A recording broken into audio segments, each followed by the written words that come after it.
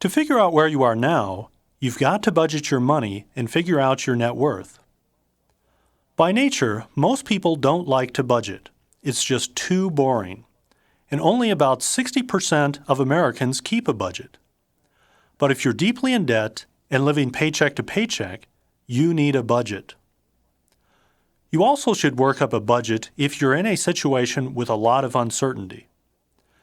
If you're a seasonal worker whose income is variable, or if you're starting a new business, or if you fear that you might be laid off, you should have a budget. Most people don't budget until they have to, or until a life-changing event.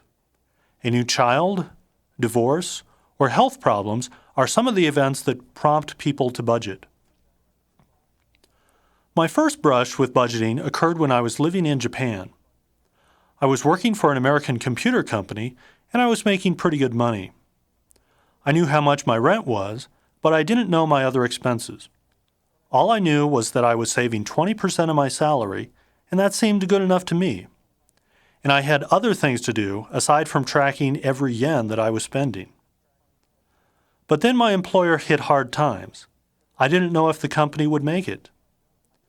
I was worried about losing my job while living in an expensive foreign country, and I spent more than a few sleepless nights staring at the ceiling, wondering what was going to happen. But then I decided to stop wondering and start predicting what probably would happen. I turned on my computer, pulled up a spreadsheet, and started making some calculations. I knew how much I had in the bank, I knew my rent, and I pulled out a few receipts to see what my phone, utilities, and subway pass cost me. I also estimated what I was spending each day on food and other items. Within 15 minutes, I could see that even if I was laid off the next day, I could survive for 6 months on my savings. I immediately felt better because even in this worst-case scenario, I knew I could find a new job within 6 months. When I returned to the United States and started my audio publishing business, I faced a similar situation. In the beginning, funds were scarce, so I tracked where every dollar went. I'd also recommend that you track every purchase you make for at least a month. And when I say every purchase, I mean every purchase.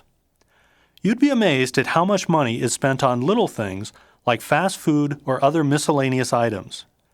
In my case, to help me track these little items, I'd always ask for a receipt, or I'd stuff a reminder, like a napkin from a bar, in my pocket for each purchase. Then I'd track it all with a $40 piece of software called Quicken, and it would only take maybe 2 minutes each day. By the end of the month, I had a good idea of where my money was going.